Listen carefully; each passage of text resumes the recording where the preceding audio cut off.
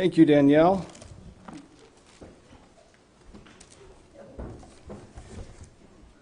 We're going to talk about that man in the middle tonight. Just a little bit. We could just really end on that note and we'd be all right.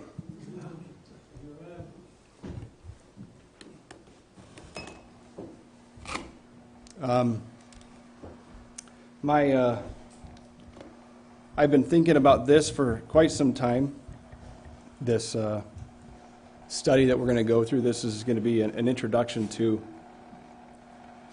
something that I've wanted to dive into a little bit more. I found that when we went through the book of Proverbs and all that, as we went through, I learned, you teach it, you learn, you reteach, you learn and teach, and it just helps you to retain so much more of the information that you're being fed. So I've never done that with history. And one of the, I don't know if you can see it. Jeff, can I get that second set of lights off? We can look at history as a conglomerate of stories. And there's somewhat of an attachment, when you think about a legacy that is left behind that paved the way for us, and you can be appreciative towards that. But you can also look at it as some sort of a blueprint as well. And I think that's the disconnect mainly. And I think we talked last Sunday, the fellows were talking, and it seemed back, at least in my small worldview, it seemed back in 2007, right after Rebecca and I got married, Baptist history became a popular thing. It felt like maybe it was new to us, and I'd never heard of Obadiah Holmes before, and we did this stuff, and all this is so fresh and brand new, and it just seemed like a super popular thing, but then it kind of seems to wane, and it's like, wow, why does it wane? Why is it that people don't cherish it, I think, like we should? And I think the main reason is just what I said, is that we can look at history in two ways. One is that it's a chain of events, a bunch of stories that are inspiring, and that's cool. That's short-lived, though. And if you can look at it as far as a blueprint, which is, I believe, what the importance of remembrance is, we can know how to act, and we might be able to see the society maybe that we live in today and know exactly how to behave ourselves within today's society. And so we're going to look at what I call the great American truth. And sadly, the truth that we'll talk about is truth that's not known. It's truth that is, and you wonder why that's not known. I love history. I love the Revolutionary War, and you hear men like Washington and Adams and Franklin and Jefferson, and it's like, wow, great men. But it's the individuals that are in the back end of that shaped the nation. And that's sadly why we don't know what to do in a generation like we live today. What do we do? What are we supposed to do? It's actually, Beck and I recently had lunch or dinner with a couple from out of town, and the conversation came up about political beliefs or conservative views, and how we tend to kind of lean in when we talk about our conservative views. We kind of lean in and we just get a little quiet. And I thought to myself when she had said that, I thought, well, why do we do that? Why is it that we do that? And is that the way that we are to be? And what we're going to study, and what we're going to do tonight, is just lay the groundwork a little bit for what I hope as we study history, this might be a foundation for us to rest on, when we can take all these stories and apply it, all the histories, and apply it to this principle. And if we can do that, we might view history in a different light. Okay? So let's go to Ecclesiastes, chapter 1.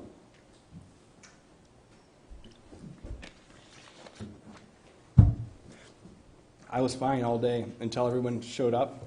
And there's like so many people in here, and it's like, oh man, where'd my I'm all dry mouth again. All right, so Ecclesiastes chapter 1. I wrote this because I thought it was it's Mark Twain, so it's nowhere the caliber of individual that you might think would be someone to reference, but he was a smart man. He wrote, "History doesn't repeat itself, but often it rhymes." Not that was that's a pretty profound thing to say, because you can look at portions, and you can look at points in history, and you can see things unfold, and we might not live today in the exact same scenarios. We might not find ourselves in an identical world as Obadiah Holmes, but the rhyme is still there. It might not be verbatim, but it's still there. And that's what we're going to kind of go through. Ecclesiastes chapter 1, this is another profound thing that we quote all the time. There's nothing new under the sun, right? We say that more often than not. But in Ecclesiastes 1:9 says, the thing that hath been it is that which shall be. And that which is done is that which shall be done. And there is no new thing under the sun. Verse 10 says, is there anything whereof it may be said, see, this is new? It hath been already of old time, which it was before us. Okay? Complexity, but I think that makes sense, right? Is there anything truly that we can say that this is new? Can we look at things that are happening in the country today or in the world today and in the social climate that we find ourselves and say, this is new? Can we really say, what would Solomon say? In verse 11 it says, there is no remembrance of former things. Neither shall there be any remembrance of things that are to come with those that shall come after. The problem is not that this hasn't happened before, is that we don't have memory of it. He's pointing out the fact that there is nothing new under the sun. It might feel new to us, but that's only because we don't have the memory of things that have come behind us. So, what would it be if we could look back in history, and I got to be quicker than I'm being, but what would it be if we go back in history and we can look at things that had happened in the past and say, hey, this might not be verbatim exactly what we're going through today, but I think there's a rhyme here. And I think if I can find that rhyme, I can find what's happening in society, I might be able to find myself in the shoes of someone else. And so then when I read about these men in history, that might be a little bit more applicable to me. Okay, so we're going to look at Jesus here, okay? So let's go to John 18. We'll be kind of in a couple different places tonight, but John 18.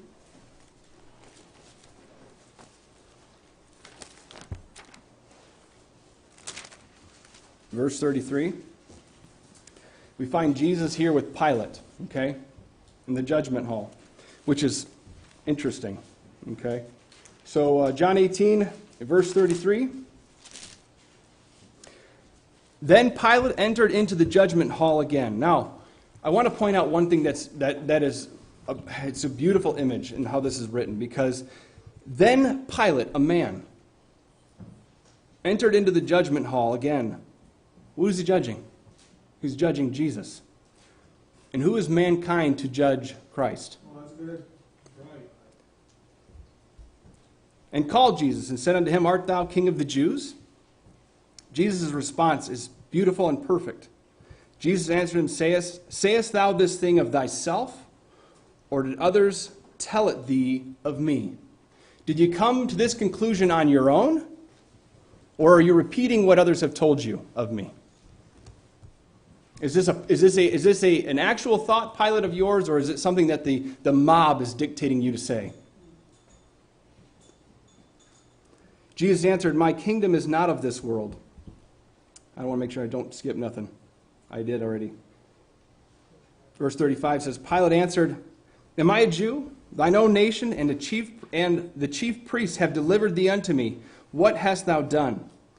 Jesus answered, my kingdom is not of this world.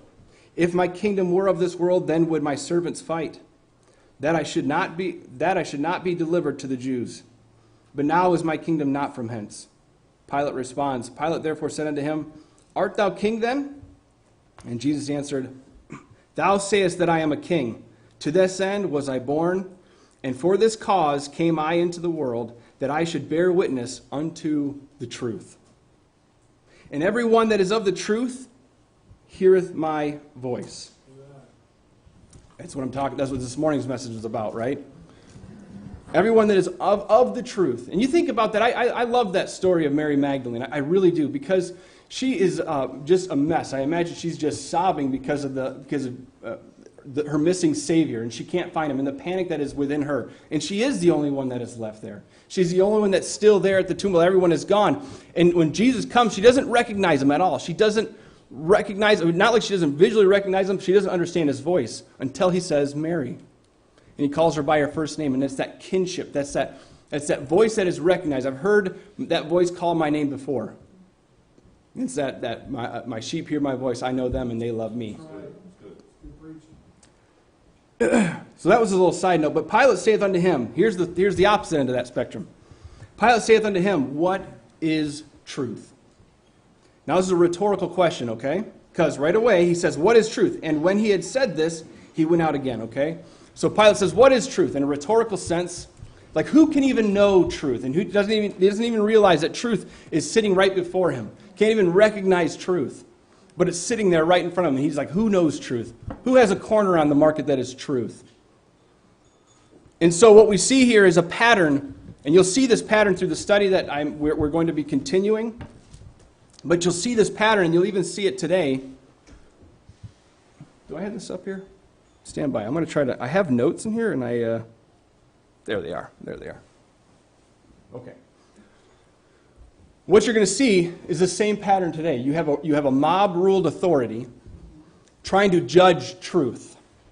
And all through history, when we look through the history books, you'll see mob-ruled authority with the authority judging truth. And so we see ourselves in this today. You see this, what is happening today, in a lot of senses, that we're seeing this new thing called My Truth. It's a beautiful new saying.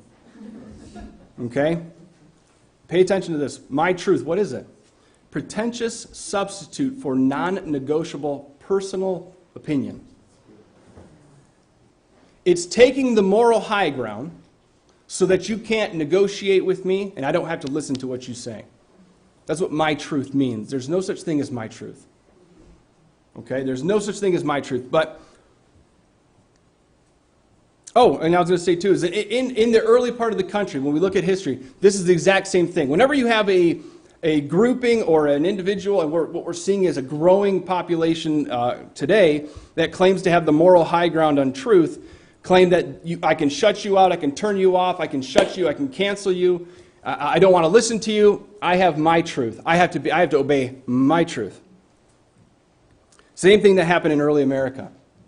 It's the exact same patterns. You're seeing that same thing. You're seeing that same rhyme happen over and over again. Why do we study history? This is exactly why.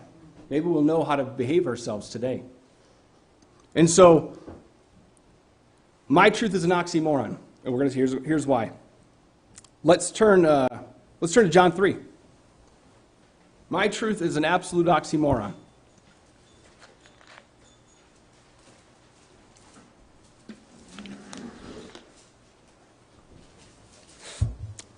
I wrote here this. Truth cannot be created. It has existed long before us. Lies exist as long as we are willing to give them life. Truth is not ours to call ours. Truth has to be discovered. Truth has to be discovered. Why? Because it doesn't originate from us. I'm reading a book called Beyond Good and Evil, and in the very introduction of that book, he mentions something that is pretty profound. I think that is, how can anything opposite, oh man, I'm going to butcher it because this guy's a genius and I'm not. But how can anything come out of its opposite?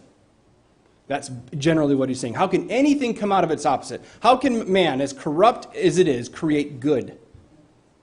How can man, as corrupt as we are and as wicked as we are, how can man create truth?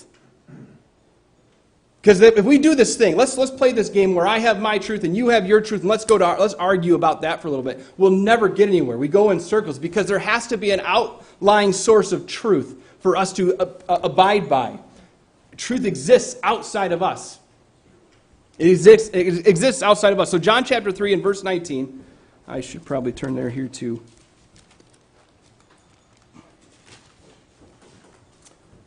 Here's why society today, and here's when you get things like my truth, you'll know here is the temperature of society. John 3:19 says, "And this is the condemnation that light has come into the world, and men loved darkness," which is also to be related to confusion, right? In the darkness, nothing makes sense. "Rather than light, because their deeds were evil. For everyone that doeth evil hateth the light, neither cometh to the light, lest his deeds should be reproved. But he that doeth truth cometh to the light, that his deeds may be made manifest, that they were wrought in God. If there's any group of individuals that have truth or hold to truth, or let's put it this way, should desire truth and crave it, should be God's people. But ultimately what we're seeing in a lot of senses, in a lot of ways, is that truth is sort of a side thing. And it does become more about that emotion. It does become more about that, man, I want to get that feeling, right? It's all about that emotional tie, and the room is real dim, and there's great emotion there, and you just repeat the same things over and over. Then you go into the world, and what do? You don't live out that truth. So we ask the question a lot. We talk about martyrs. We talk about people that have suffered for the freedoms that we have. The nation as a whole has a lot of people we can look to just within the country that have suffered for what we have today. Outside of our knowledge in a lot of ways, and a lot of them are outside of our knowledge because of history being burnt away. But we can even look at the martyrs in the Dark Ages and go, would I do that? Would I stand there and allow them to pull me from my family? Or would I allow them to pull my family from me? Would I allow that? And you can ask yourself, man, I don't know. Some people might think maybe you're so mighty you might think you would do that. But here's the thing about truth and lies. People who live, and this is talking about totalitarianism as a whole, right? The ruling authority as a whole. If you want to know the answer to that question for yourself personally, people who live in personal lies will also live under tyrannical lies. You will live under a tyrannical lie if in your nature and as you are as a person, every day will live under your own lies. And this is why truth is at the pinnacle, should be the pinnacle, personally, individually, among ourselves. Truth should be the thing that we hold in the highest regard. And honesty is the thing that we hold in the highest regard, that we crave and we seek truth. Because that moment that we came to Christ, the acknowledging of truth, when we believed in Christ, when we were shown the state in which we were and found that Christ is the only way out of this, is the moment that we acknowledge truth. And every one of you that has been influenced in that way can understand and remember that feeling. Because you in all your life finally have clarity. There's actually purpose and meaning to the world. There's purpose and there's meaning in truth. And without it, what were we doing before? It's this, man. This is wandering in the dark. So we as his people must continue that exact emotion, that exact focus in carrying truth at the pinnacle of our being. We carry truth even if it means at our own peril. Even if it means suffering. Think about that in the small sense. Now I talk about it. If you're not going to live in truth personally, as in yourself, you're not going to live out truth in the world. Okay, that's just the nature of how that works. So it's like if we're not willing to even at our own detriment and our own peril, get rid of the lies within our lives. Personally speaking, we're not going to be able to do that outside of our own being. It has to be controlled here first.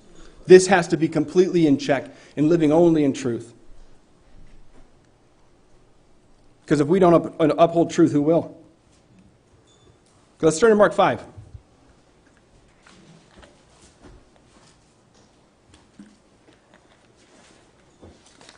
So, we talk about this, we're laying a little bit of the groundwork, and we're going to jump into Baptist history. But I want to look in the Scriptures first. I think we can see the mode in which we are to act once we engage with truth. It's laid out in the Scriptures beautifully. Then we're going to see why we should act. We're going to see the reasons and why we need to act the way that we should act. Okay, so I should probably go to Mark 5. I am behind. Mark 5, let's go to verse 25. We talk about the woman with the issue of blood. This is a story we know well. But I want to go through it a little bit and break it down. Mark 5:25, and a certain woman which had an issue of blood 12 years, and had suffered many things, many physicians, and had spent all that she had, and it was nothing bettered, but rather grew worse. Alone, that is something, we'll come back to that. Verse 27, and when she had heard of Jesus, came in the press behind and touched his garment. For she said, if I may touch but his clothes, I shall be whole. And straightway the fountain of her blood dried up, and she felt in her body that she was healed of that plague. And Jesus, immediately knowing in himself that virtue had gone out of him, turned him about in the press and said, who touched my clothes? And his disciples said unto him, thou seest the multitude thronging thee, and sayest thou, who touched me? And he looked around about to see her that had done this thing. But the woman, fearing and trembling, knowing what was done in her. I want to stop there, okay? Sort of break this down a little bit. You have this woman who has been sick for 12 years. She has been lied to by well-wishers and physicians, and been given many. And the thing is, the matter grew worse and worse over time. And she believed in these promises made that were not kept by these physicians, and depleting all of her finances, depleting every one of her finances, to the point where she is now broke. And she has invested all of her trust in mankind, and now has nothing to show for it. She has absolutely nothing to show for it. And so she hears of this Jesus. Now, this is an immense amount of belief. Let's start there, okay? There's an immense amount of belief that she believed. She heard of Jesus. She believed in so much that she said, if I just can touch his clothes, if I can touch his clothes, I can be made whole. That's how strongly she believed the truth. Another thing I want to point out, too. You know what? Stay there. I'm going to go to Leviticus 15:25. Let's talk about why would someone go through this? You have this issue of blood. You're sick for all these years. You're without money. You're without hope, but you're also without family. In Leviticus 15:25, we have the Levitical law. This is interesting. Well, let's read the verse and I'll say this. And if a woman have an issue of her blood many days out of the time of her separation, or if it run beyond the time of her separation, all the days of the issue of her uncleanness shall be as the days of her separation she shall be unclean. As long as she was having the issue of blood, she was not allowed to return home. That's another thing to consider here. And for whatever it's worth, Leviticus 15:25 points out the law of the issue of blood. Mark 15:25 starts out with the woman with the issue of blood. For whatever that's worth, I thought that was a pretty interesting parallel. But this woman with the issue of blood is not only is she sick, not only is she without money, she's without hope, she has no other options, she can't even go home. She doesn't have the ability to go home. And so she has this belief that Jesus has something she needs. And she has it so strongly that she's willing to come out of separation, right? She's willing to come out into the public, risking more than just, what else could she lose? She's lost it all already. So she's willing to risk probably her very life, at least, to see this Jesus because he has what she needs. And so we know the story. She reaches out and exchanges faith for virtue. And the beautiful thing about the story is that Jesus is not a fool to what's going on. He knows exactly what's happening. He knew he was going to be there at that given moment. He knew he was going to be there at a given time. And he knew that she was going to be the one. So why did he turn around and ask, who is it that touched my clothes? Why would he ask that if he already knew the answer to that? Verse 33, we'll go halfway through where we left off. Knowing it was what was done unto her, this is her, fearing and trembling, afraid. Think about that commotion real quick. All this commotion, it's very descriptive. It's a commotion, man. People are moving, and everyone's bumping into Jesus to the point where even his own men say, how can you ask who bumped into you? Like, who's not bumping into you? Everyone's bumping into you. And this commotion stops as soon as she touches him. And now all the pressure turns to the woman that's been diseased for 12 years. For 12 years. She shouldn't even be in this place at this time. She shouldn't even be here. She is unclean according to the Levitical law. She's unclean. What does he ask her? Why? That's the thing. Why?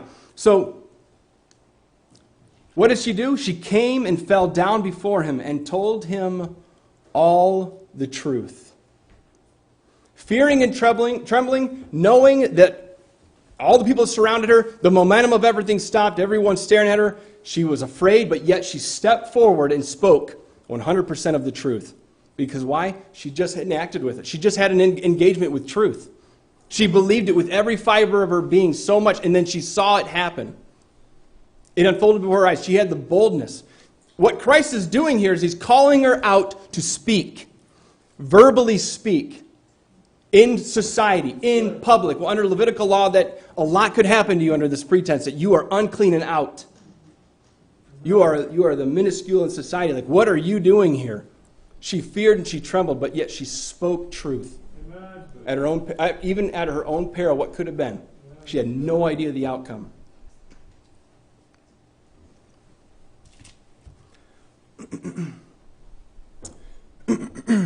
I just skipped a bunch, I think. I think an interesting change of words, this is just a small note, but in verse 34, she's no longer a certain woman, but she's daughter. Yeah. And he said unto her, Daughter, thy faith hath made thee whole. Go in peace and be whole of thy plague. Her entire life just changed. Her entire world was just restored. Amen. Why? Because she spoke the truth. Yeah. What would have happened if she wouldn't have spoke the truth? Jesus knew it was her.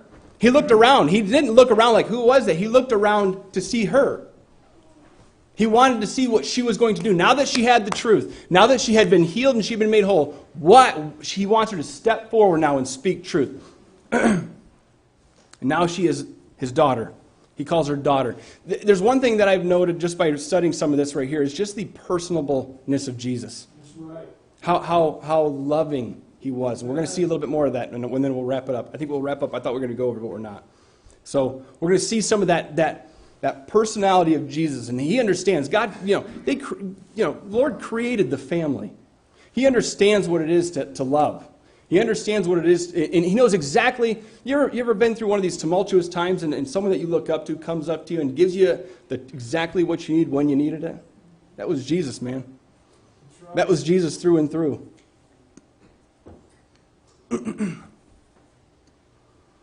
So he called her daughter.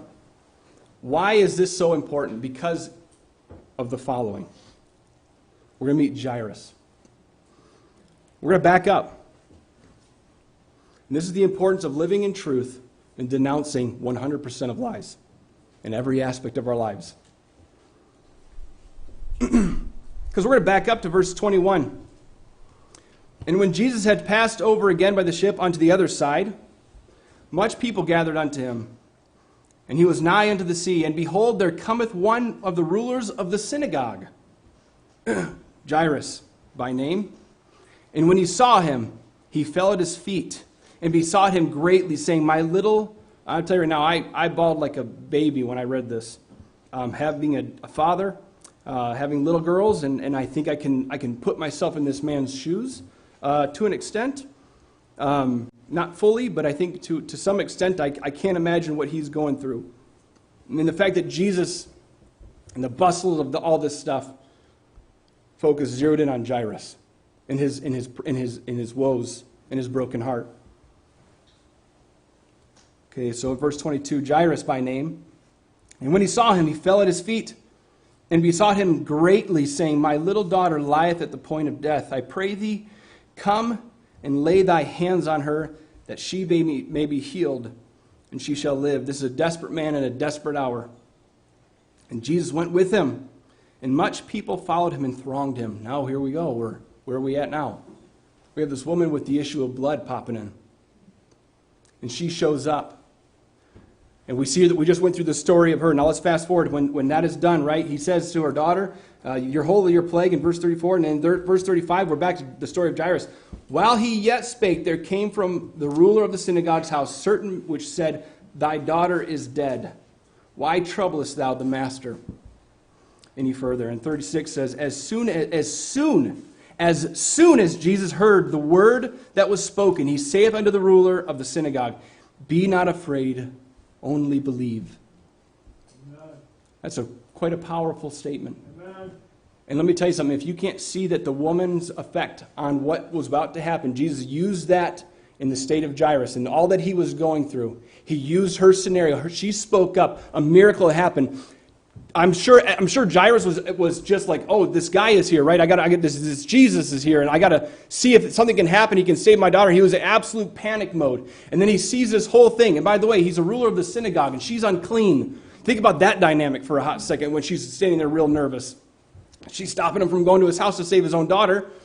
And when he's sitting there, Jairus is sitting there watching this whole thing unfold. And what she does is she comes forward and she speaks and she defends truth. And she stands up for truth. And now Jairus, think about that, what that did in him. So Christ can look at Jairus and say, be not afraid, only believe. That has a whole lot more impact after her story just unfolded. Verse 35, well, yet spake, okay, we'll go to verse 36. At the end of that, he says, be not afraid, only believe. And he suffered no man to follow him, save Peter, James, and John, the brother of James. And he cometh to the house of the ruler of the synagogue, and seeth the tumult, and them that wept and wailed greatly. And when he came in, when he was come in, he saith unto them, why make ye this ado, and weep? The damsel is not dead, but sleepeth. And they laughed him to scorn. But when he had put them all out of the house, all out, he taketh the father and the mother of the damsel, and them that were with him, and entered into where the damsel was lying. And he took the damsel by the hand. Now, Jesus didn't have to take the damsel by the hand. It's another thing when I talk about the personableness of Jesus. Well, he didn't have to take her by the hand. He didn't have to at all. He could have spoke the words, but mom and dad were watching. And Jesus cared. And so he grabbed the little damsel, the little girl.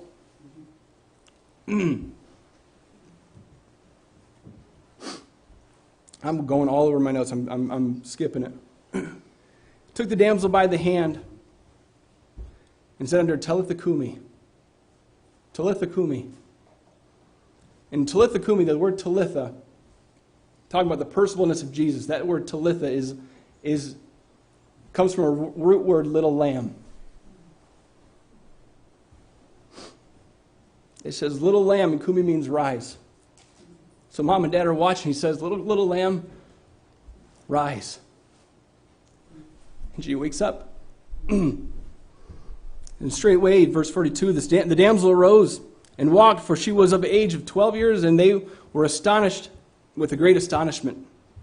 And he charged them straitly that no man should know it. Don't tell anybody, he says, and commanded that something should be given her to eat. Of all personableness things to say, this little girl needs to eat. Give her something to eat. So when you look at the woman with the issue of blood, in what seems like a small portion, and we single that story out, but when you put it in the gamut of where it lies in Scriptures, and we see that her testimony and living in truth and speaking out and speaking up and upholding truth is the greatest authority in her life over all fear, over everything else, truth. Enabled this man to have faith. And you think about this little girl who grew up. Her testimony goes all the way back to this woman with the issue of blood for 12 years who suffered. So, this is the premise of everything that's to follow. I read an article in a book called Live Not by Lies, and it was a pretty profound book about Christian dissidence is what it was about, just how we buckle under, how Christians buckle under authority or buckle under a government. Truth is discovered and lies are created. Mankind did not and cannot create truth. They can only acknowledge its existence. It is when a man hates a truth that he conceals it and creates a counter-truth. Why does man seek to cover the truth? Why do men go to great lengths to develop and live within a lie? And why do those lies demand their obedience? What we're going to see over the next several studies that we're going to do is that these men in history that we don't know about did exactly what she did. And those things that they did, and we think about Obadiah Holmes and is it Henry Dunster? It sounds like Herman Munster. I always get that confused. It's Henry, right? Henry Dunster. President of Harvard. You can see that dynamic. And you can also look at someone like James Ireland. We'll go through James Ireland's life. I really want to study that out, and I want to show all the things that led him in his life. I want to show you the world that he grew up in, how hard it was for him to live not by lies and stand for truth, stand only for truth, and that led him in a bad place. We're going to stop. I'll stop there because it's good. I love James Ireland. It's such a phenomenal story. And you got John Leland. There's so many men in history that we have to know about. Nothing is new under the sun. Nothing that we experience today is new. It's old, but there's an old playbook. There's men in history that decided this is important enough that we're going to jot this down. And if we can remember that, we'll realize there's nothing new under the sun, and we'll know how to behave ourselves. So it's living ultimately and only in truth, but it starts here. It starts right here. And that everything that I do is truth. And I will not allow myself to live under even my own lies. But I will embrace and grow and reach for truth. And then we'll exchange that faith for virtue. And it'll embolden us. I could go on and on and on. It goes forever. It's a beautiful story, but that's all I got. So, anybody got? I guess we don't have any questions because it's just a straightforward one. But yes.